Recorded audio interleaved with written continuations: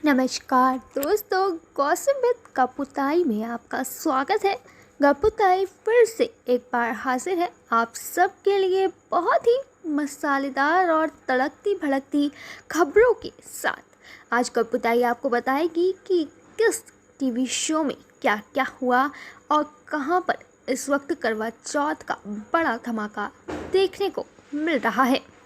दरअसल एक तरफ जहां दिवाली आने को है तो वहीं अभी कई शोज़ जो हैं वो अभी भी करवा चौथ मना रही हैं। ऐसे में फ़िलहाल हम सबसे पहले बात करते हैं सुमन इंदौरी की, जहां पर करवा चौथ के दिन जो रायता फैला था उसको कहीं ना कहीं समेटने के लिए इस वक्त तीर्थ जद्दोजहद में लगे हुए हैं।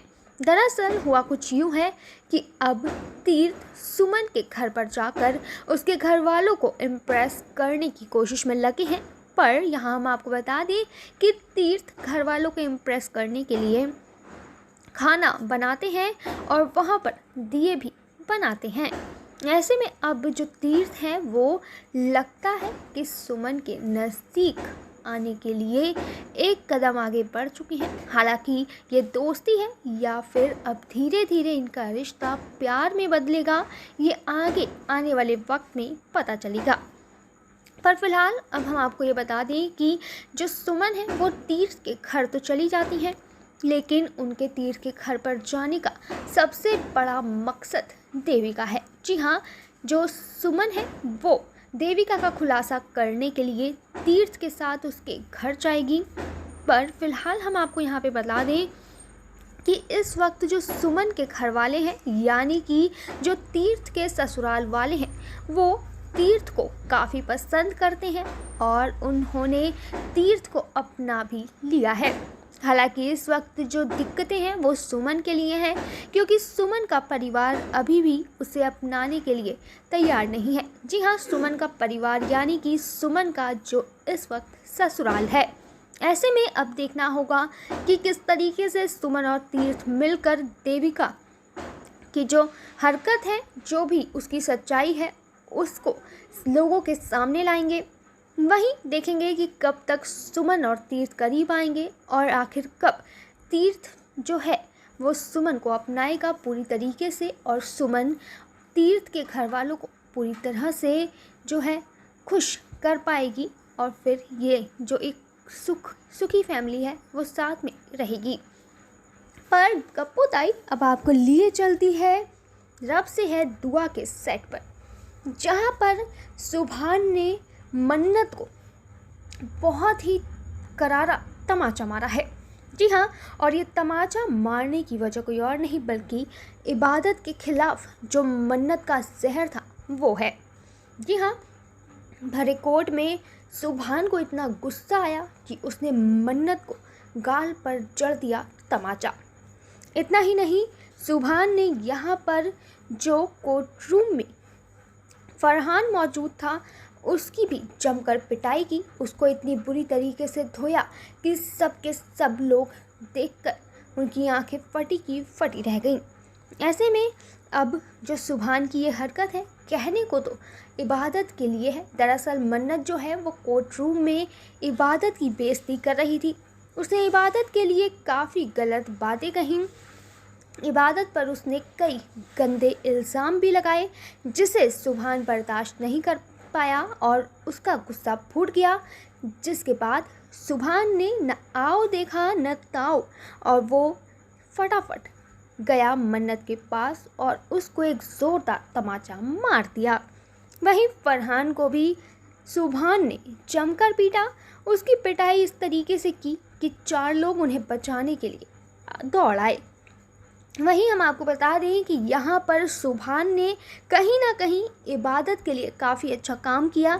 यहाँ सुभान ने डिवोर्स के पेपर भी फाड़ दिए। ऐसे में अब मन्नत को इस बात का काफ़ी अफसोस हो रहा होगा कि आखिर उसने अपनी लिमिट इबादत के ख़िलाफ़ बोलने में क्यों क्रॉस की, जिसका खामियाजा उसे ये जो है डिवोर्स के पेपर जो कि सुभान ने फाड़े उसके रूप में देखना पड़ा। जी हाँ, अब सुभान ने डिवोर्स के पेपर फाड़ दिए हैं। हालांकि सुभान ये नहीं कह रहा कि वो इबादत के साथ है और इबादत के साथ आके रहेगा। फिलहाल सुभान ने पेपर फाड़ी है और उसके आगे का जो क्या ड्रामा है वो आने वाले वक्त में पता चलेगा। पर सुभान के पेपर फाड़ने के बाद हो सकता है कि इबादत और सुभान करीब आए, पर यहाँ पर मन्नत फिर कोई बड़ा खेल करेगी। तो चलिए इन्हें अपना खेल करने दीजिए। गप्पू ताई आपको ले चलती है भाग्य लक्ष्मी के सेट पर, जहां पर मनाया जा रहा है करवा चौथ।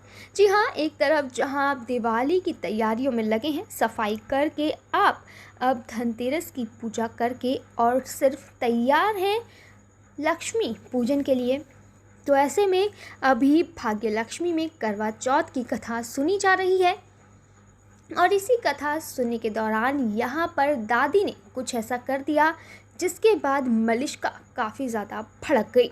दरअसल हुआ कुछ यूँ कि यहाँ दादी कह देती है कि जो लक्ष्मी है वो ऋषि की असली पत्नी है और अगर लक्ष्मी नहीं होती तो ऋषि भी शायद इस दुनिया में नहीं होता। जी हाँ, दादी ने कहा कि लक्ष्मी ने कई बार ऋषि की जान बचाई है और फिर लक्ष्मी उसकी काफ़ी अच्छी पत्नी है। ये सुनकर मलिष्का जल जाती है। वो इतनी बुरी तरीके से भुन जाती है कि वहाँ पर खरी खोटी सुनाकर वहाँ से फटाफट भाग जाती है। ऐसे में सब लोग देखते हैं, नीलम देखती है कि किस तरीके से मलिष्का को गुस्सा आया, जिसके बाद जो नीलम है और करिश्मा है वो दादी को जाकर बात करती हैं दादी से, लेकिन वहाँ उनकी बहस हो जाती है, जिसके बाद दादी साफ कह देती हैं नीलम से कि इस घर की असली बहू और ऋषि की असली पत्नी मलिष्का नहीं बल्कि लक्ष्मी है। वहीं यहाँ पर लक्ष्मी ने भी एक बड़ा स्टंट किया है। दरअसल ये स्टंट नहीं बल्कि एक बड़ा धमाका है जो कि लोगों को काफ़ी पसंद आया होगा। दरअसल यहाँ पर लक्ष्मी ने भी मलिष्का के पास जाकर उसे कह दिया है कि अपनी घटिया हरकतें करना और घर पर कलेश करना बंद करो, वरना वो मलिष्का को इतना बुरा हाल करेगी कि वो सपने में भी नहीं सोच पाएगी। दरअसल यहाँ पर लक्ष्मी ने साफ तौर पर मलिष्का को कह दिया है कि अभी तक ऋषि का उसके साथ डिवोर्स नहीं हुआ है और लीगली लक्ष्मी ऋषि की पत्नी है। ये सुनकर मलिष्का एकदम उसकी आंखें फटी की फटी रह जाती हैं और उसे समझ नहीं आता कि आखिर वो लक्ष्मी को क्या जवाब दे। ऐसे में मलिष्का को सिराकर लक्ष्मी वहाँ से भाग जाती है। पर यहीं पर आपको अभी जो देखने को मिलेगा वो ये है कि किस तरीके से मलिष्का ऋषि के सामने गिड़गिड़ाएगी। जी हाँ, ऋषि को इस बात का पता चल गया है कि बलविंदर और मलिष्का ने नशे की हालत में एक साथ रात गुजारी थी। ऐसे में अब देखना होगा कि क्या ऋषि पूरे परिवार को बताएगा मलिष्का का सच या फिर नहीं। दरअसल हुआ कुछ यूँ है कि जो मलिष्का है उसके बारे में बलविंदर के साथ मतलब उसका क्या संबंध है उसके बारे में ऋषि को पता चल चुका है। बलविंदर मलिष्का की तरफ काफ़ी अट्रैक्ट होता हुआ यहाँ दिखाई दे रहा है। वो करवा चौथ के मौके पर मलिष्का के लिए लाल चूड़ी भी लेकर आया था। ऐसे में अब जब ऋषि पहुंचता है तो ऋषि को पता चलता है कि मलिष्का और बलविंदर के बीच क्या हुआ, जिसे सुनकर ऋषि काफ़ी ज़्यादा पागल हो जाता है, गुस्सा हो जाता है और वो वहाँ से जाने लगता है। ऐसे में मलिष्का उसके सामने गिड़गिड़ाती है कि वो इस बात के लिए उसे माफ़ कर दे और इस बात को किसी को भी ना बताए। ऐसे में फ़िलहाल तो ऋषि ने घर वालों को नहीं बताया मलिष्का का सच, पर यह सच कब तक छिपेगा ये आने वाले वक्त में पता चलेगा, क्योंकि दूसरी तरफ इस वक्त घर में चोरी करने के इरादे से एक व्यक्ति आया है जो कि कोई और नहीं बल्कि बलविंदर है। हालांकि लोगों को यानी कि परिवार के लोगों को लगता है कि वो जो व्यक्ति उन्होंने देखा है या फिर जो भी इंसान है जो मुंह पर कपड़ा ढके हुए उनके घर में घुसा है वो एक चोर है, पर हकीकत में वो बलविंदर है जो कि मलिष्का से मिलने के लिए आया था। पर फिलहाल हम आगे बढ़ते हैं क्योंकि यहाँ मैंने आपको भाग्य लक्ष्मी के बारे में बहुत कुछ बता दिया जो कि आपको आगे देखने को मिलेगा। वहीं अब हम बात करते हैं कि कैसे मुझे तुम मिल गए में क्या हो रहा है। दरअसल यहाँ पर प्रियंका ने आहूजा परिवार के सभी लोगों को घर से बाहर निकालने की जो प्लानिंग है वो कर ली है।